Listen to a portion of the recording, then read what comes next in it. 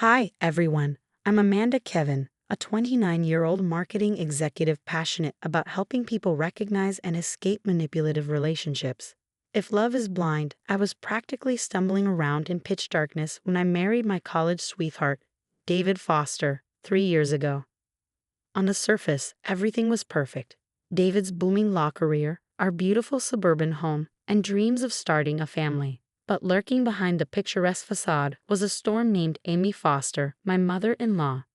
Darling, the centerpiece you chose for Sunday dinner was interesting, Amy would comment, her wine glass poised elegantly. But I suppose that's what one might expect from someone with your background. Her words dripped with saccharine malice, leaving me speechless every time. Amy wasn't just any mother-in-law, she was the self-appointed queen of the Foster empire. As the head of the Foster Family Foundation, a legacy left by David's late father, Amy wielded her influence like a weapon. She boasted about pulling strings at David's law firm, casually remarking at dinner, "It's so fortunate Harrison and Mills values family connections, wouldn't you agree, David?" Her power was unshakable, and she made sure everyone knew it. Sunday dinners at the Foster mansion were nothing short of a theatrical tragedy. Amy's sister, Margaret, nodded along to everything like a dutiful puppet, while cousin Emma performed her weekly routine of fishing for Amy's approval.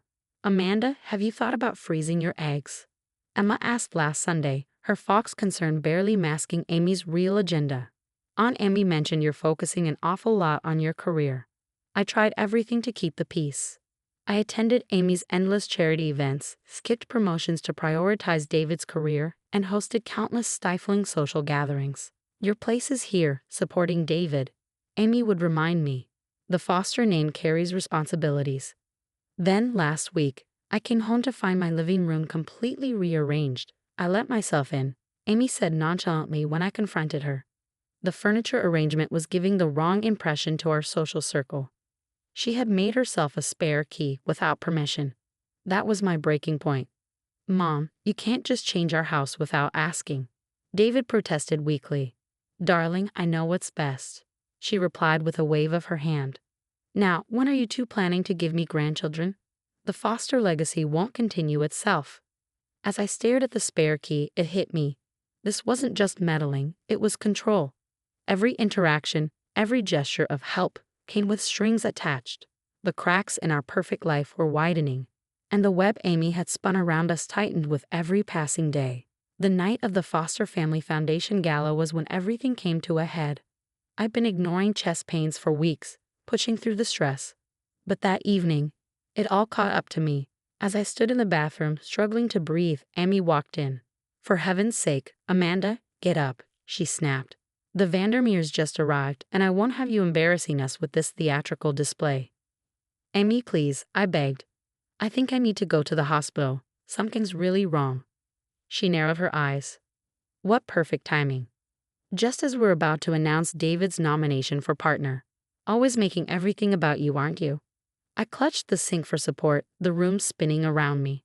David found us moments later, concern flickering in his eyes. "Honey," he looked pale.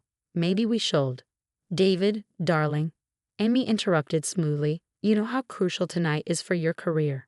If you leave now, well, I hate to explain your absence to the board. They're quite particular about family commitment." I could barely breathe, but David hesitated. "Mom's right," he said softly. "Let's just get through the next few hours. You can rest tomorrow." 2 hours later, I was still standing, forced smiles plastered on my face as Amy paraded us before donors. Her nails dug into my shoulder as she gushed about Foster family values, oblivious to my growing agony. Margaret shuffled nervously nearby, muttering about discrepancies in the donation books. "Everything all right, Margaret?" Amy asked, her tone sharp. "Oh yes, of course," Margaret stammered, but the tension was palpable. By the end of the night, I was on the verge of collapse. Someone commented, "Such a lovely couple, though your daughter-in-law seems rather quiet tonight." "Oh, she's just being dramatic, aren't you, Dieter?" Amy's voice echoed as the last thing I remembered before everything went black. I was walking to the car, David arguing with her about leaving early. "The Hendersons haven't even made their pledge yet," she snapped, dismissing my condition entirely. When I woke up, the harsh brightness of hospital lights greeted me, accompanied by the steady beep of machines. A doctor stood beside my bed, her expression grim as she reviewed my chart. "Mrs. Kevin, you experienced a severe cardiac event," she said, her tone grave. "The delay in treatment could have been fatal. Why didn't you come in sooner?" I turned to David, whose face had turned ghostly white. Amy lingered in the doorway, for once without a quick retort or an excuse. The doctor continued, "Your EKG shows significant stress-induced angina. Have you been under unusual stress recently?" I couldn't help but laugh, though the effort sent the monitor into a flurry of beeps. "Stress?" I said weakly. "They have no idea." But they were about to find out. 3 days into my hospital stay, David left his phone with me while he went to grab coffee. It started buzzing almost immediately. At first, I ignored it, but when the messages kept coming, I glanced at the screen. My hands shook as I scrolled through the text between David and Amy. "Claire looked lovely at the office today, didn't she? Such a shame things ended between you two. She's single again, no, one read. Make sure you're at Morton's for lunch tomorrow. Claire mentioned she'll be there with the Anderson case team," said another. And then I found it, messages about a private investigator. "Found some interesting things about her father's business troubles," Amy wrote. "And that cousin with the DUI. Perfect ammunition." David's replies weren't outright complicit, but they weren't stopping her either. A weak mom, please, here and there. No more than that. I was still processing this betrayal when my phone buzzed with a message from Rachel, David's estranged sister. "I heard what happened. Can I come see you?" An hour later, Rachel sat by my hospital bed, tears streaming down her face. She told everyone Paul was a gambling addict, said he was stealing school funds. "It was all lies," she sobbed. "By the time we cleared his name, the damage was done. No one from the family even came to our daughter's christening." "Manipulative by," I began, but our phones buzzed simultaneously, cutting me off. Emma had just posted several videos to the family group chat. "OMG, wrong chat. Wrong chat," she frantically typed, but it was too late. We all watched in horror and vindication as years of Amy's cruelty played out on screen. There she was, dismissing my chest pains, threatening David's career, mocking Rachel's husband, and scheming behind the scenes. "Remember when she said I was imagining things?" Rachel whispered. Margaret called next, her voice shaky. "Amanda, I need to talk to you about the Foundation's books." When David returned and saw his phone in my hand, he turned pale. "I can explain." "The videos explain enough," I said quietly. "Either you stand with me, or you stand with her. No more middle ground." David broke down, guilt washing over him. "I'm so sorry. I've started seeing a therapist. I can't believe I let her." Later that evening, he called Amy with me beside him. I put the call on speaker. "How dare you question my methods?" Amy's voice was cold, sharp. "Everything I've done has been for this family's reputation. Should I remind the firm about Amanda's father's bankruptcy? Or perhaps let slip about that college incident my investigator uncovered?" "You're investigating my wife?" David's voice cracked. "Oh, darling," Amy replied smoothly. "I've been protecting you from her kind since day one. Now are you going to fall in line, or do I need to make some calls?" David looked at me, then back at his phone. For the first time in our marriage, I saw real resolve in his eyes. "Go ahead, mother. Make your calls. But first, check the family group chat." Emma had quite a lot to share. Amy was all fake smiles and poise at the emergency family meeting, her designer suit impeccable. "I'd like to apologize for any misunderstandings," she began, her tone dripping with insincerity. "We all say things in the heat of the moment." "Save it," I interrupted, slapping a thick folder onto the table. "Margaret, would you like to explain these financial records?"